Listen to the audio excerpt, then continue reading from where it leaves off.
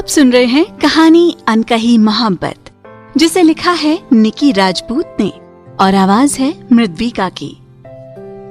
भाग 1। खुशी उठ जा यार, तुझे स्कूल नहीं जाना क्या? खुशी की दोस्त रिया ने उसको उठाते हुए कहा। जाना है ना यार, बस थोड़ी देर और सोने दे। बिल्कुल नहीं यार, थोड़ी देर के चक्कर में हम लेट हो जाएंगे और फिर हमेशा की तरह पनिशमेंट मिलेगी। तुझे तो आदत हो गई है, लेकिन तेरे चक्कर में मुझे सजा मिलती है। अब जल्दी से उठ वरना पानी डाल दूंगी। रिया के बोलने पर खुशी जल्दी से उठकर बैठ गई। देख, ये पनिशमेंट और ये सजा वगैरह मुझे पसंद नहीं आती है, पर तेरे चक्कर में मुझे बार बार एक ही चीज सहन करनी पड़ती है। अब तो उठ जा यार जल्दी। देख, मैं ले आई हूँ बाल्टी भरकर पानी और अब तुझ पर डालने वाली हूँ। आज तुझे गीला होने से कोई नहीं बचा सकता। उठ जा, आखिरी वार्निंग है ये। प्लीज रिया, पानी मत डालना, मैं उठ गई। 10 मिनट दे, मैं तैयार होकर आती हूँ। कहकर खुशी बाथरूम में चली गई। और हाँ, सिर्फ ब्रश करके बाहर मत आना खुशी, नहा कर भी आना।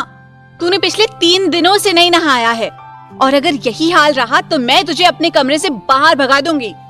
इसलिए प्लीज नहा कर ही वापस आना, वरना अब भी ये पानी की बाल्टी मेरे पास ही है। अगर तू रेडी भी रही ना तो मैं तुझ पर ये पूरा का पूरा पानी उड़ेल दूंगी, फिर भले ही तू स्कूल ना जा पाए। खुशी और रिया दोनों बचपन की दोस्त थीं। दोनों अनाथ आश्रम में पली बढ़ी थी। खुशी ने अपनी आंखें अनाथ आश्रम में ही खोली थी। कोई प्यारी सी गुड़िया को अनाथ आश्रम के आगे छोड़कर चला गया था। खुशी के आश्रम में आते ही सब बच्चे खुश हो गए थे, क्योंकि वो बिल्कुल गुड़िया की तरह थी। इसलिए सबने मिलकर उसका नाम खुशी रख दिया। और खुशी जैसे ही थोड़ी बड़ी हुई, रिया उसकी सहेली बन गई। रिया खुशी की उम्र की थी। दोनों की पसंद एक जैसी थी, इसलिए दोनों की खूब दोस्ती थी। दोनों की खूब बनती थी। दोनों एक दूसरे से कुछ नहीं छुपाती थी। दोनों साथ ही साथ खाना खाया करती थी, साथ ही साथ स्कूल जाया करती थी। खुशी और रिया 16 साल की थी। दोनों स्कूल साथ जाती थी और खुशी को सोने में मजा आता था, इसलिए हमेशा दोनों लेट पहुंचती थी। खुशी जल्दी से नहाकर तैयार हुई। चल रिया, जल्दी चल अब, खुशी बोली। क्या स्कूल भूखी जाएगी? रिया ने पूछा। कुछ खाने के चक्कर में पड़े तो लेट हो जाएंगे। मुझे पता था कि तू हमेशा की तरह लेट करेगी, इसलिए तेरे लिए नाश्ता पैक कर लिया था। रिया उसे टिफिन देते हुए बोली। ओह माय स्वीट रिया, तू कितनी अच्छी है। तुझ जैसी दोस्त तो गूगल पर भी नहीं मिलेगी। खुशी हंसी। हो गया तेरा ड्रामा फिर से शुरू, अब जल्दी चल। रिया ने खुशी का हाथ पकड़ा और बाहर निकल गई। अनाथ आश्रम में बहुत सारे बच्चे थे। इस आश्रम को राजेश चलाते थे। राजेश जी के कोई बच्चा नहीं था। पैसे की कोई कमी नहीं थी, इसलिए राजेश जी और उनकी बीवी सुनीता जी मिलकर चलाते थे। राजेश जी और उनकी पत्नी सुनीता जी ने आश्रम के बच्चों में और अपने बच्चों में कभी कोई फर्क नहीं समझा। वो उनकी हर ख्वाहिश को पूरा करना चाहते थे और करते भी थे। वो सभी बच्चों को अपनी औलाद की तरह लड़ाते तथा जरूरत पड़ने पर खूब डांटते। फिर भी किसी भी बच्चे की आंख में आंसू नहीं देख सकते थे। खुशी और रिया 10th में थी। खुशी पढ़ने में अच्छी थी, लेकिन जब वो सोती थी फिर सब कुछ भूल जाती थी। आश्रम में खुशी सबकी चहेती थी। सब उसे प्यार करते थे और खुशी भी सबको बहुत प्यार करती थी। सुनीता जी उसे अपनी बेटी ही मानती थी। आरब कहाँ है? अभी तक आया नहीं? आरब के पापा ने अपनी बीवी से पूछा। आ गया था, लेकिन थोड़ी देर पहले उसका कोई दोस्त आ गया था, उसी के साथ गया है। आ जाएगा टाइम से, उसकी माँ बोली। और क्रिस और सोनम कहाँ हैं? वो दोनों ऊपर स्टडी कर रहे हैं, एग्जाम आने वाले हैं। ओके, मैं फ्रेश हो जाता हूँ। थोड़ी देर में आरब भी आ जाएगा, फिर डिनर लगवा लेना। जी ठीक है। अमरीश रायचंद और उनकी बीवी शालिनी रायचंद और उनके 3 बच्चे थे। आरब बड़ा था और सोनम और क्रिश दोनों जुड़वा थे। अमरीश बहुत साल पहले इंडिया छोड़कर लंदन आ बसे थे। तीनों बच्चे यहीं हुए थे। आरब सबसे रिजर्व नेचर का था और सोनम और क्रिस बहुत फनी थे। सोनम और क्रिस की आपस में खूब बनती थी, जबकि आरब बहुत कम बोलता था। लेकिन तीनों भाई बहन में बहुत प्यार था। वो लोग रहते जरूर लंदन में थे, लेकिन इंडियन कल्चर नहीं भूले थे। शालिनी जी ने अपने बच्चों को संस्कार अच्छे दिए थे। उनके तीनों बच्चों को देखकर कोई भी ये नहीं कह सकता था कि ये विदेश में पले बढ़े हैं, कि ये विदेश में पले बढ़े बच्चे हैं। उन्हें देखकर ऐसा ही लगता था कि ये भारत की मिट्टी से जुड़े हुए बच्चे हैं। डाइनिंग टेबल पर सब बैठे हुए थे। अमरीश जी का यही कहना था कि दिन में चाहे सब कहीं भी रहो, लेकिन डिनर के वक्त सब साथ हों, और ये बात सब मानते थे। अमरीश जी अपने लंदन के घर को भी भारत की तरह रखना चाहते थे, और उनकी यही कोशिश थी कि कम से कम भोजन के वक्त सभी साथ रहें, और सभी ऐसा किया करते थे। उनके घर में नियमित रूप से पूजा पाठ जैसे कार्य हुआ करते थे। उनके बच्चे हर चीज में अव्वल थे और अपने माता पिता की बहुत इज्जत किया करते थे। शालिनी, आपसे कुछ बात करनी है। अमरीश जी ने खाना खाते हुए कहा। जी कहे। शालिनी बोली।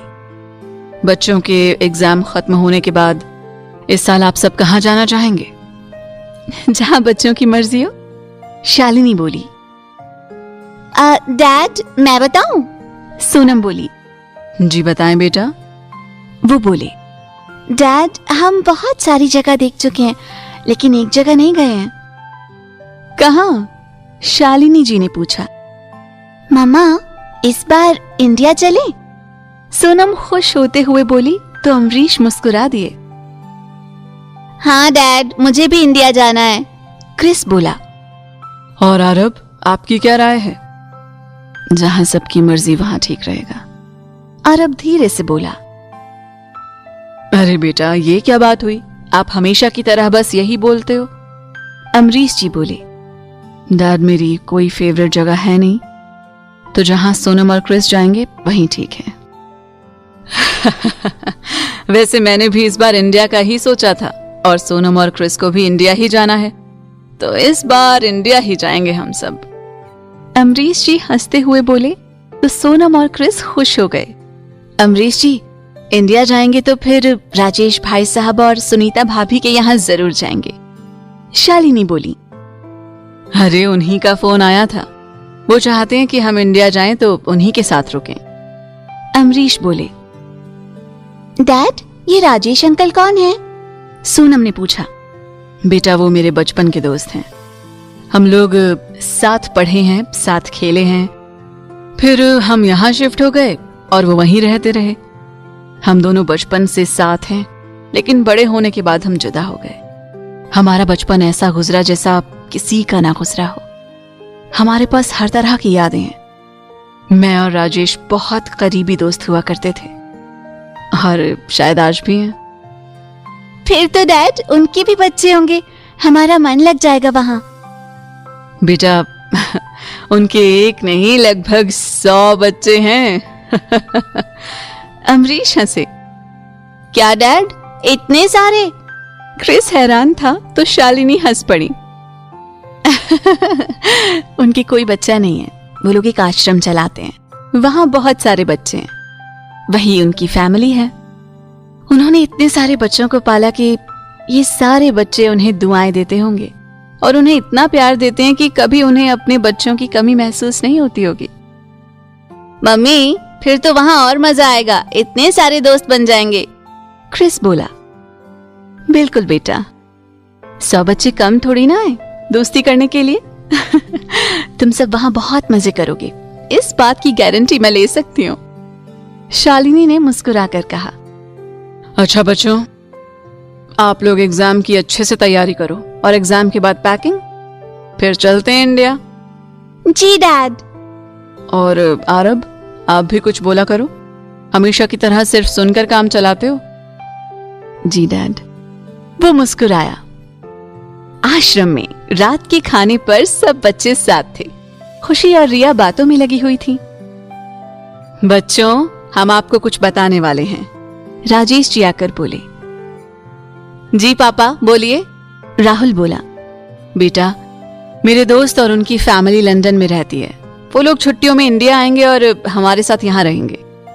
आप सबसे यही कहना है कि उनके बच्चों के साथ दोस्ती करके रहना और किसी को तंग मत करना। जी पापा, हम सबके साथ अच्छे से रहेंगे और बिल्कुल भी शैतानी नहीं करेंगे, खुशी बोली।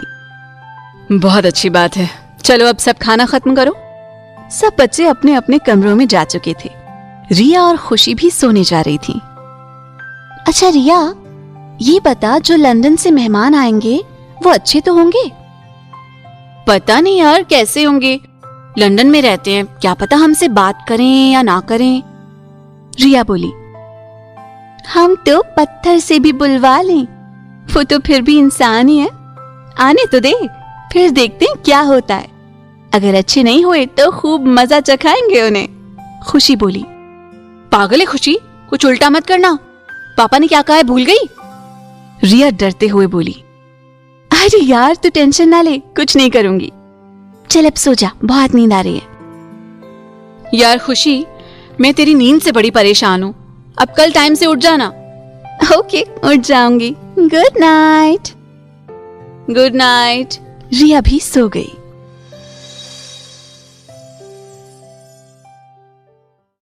खुशी और रिया के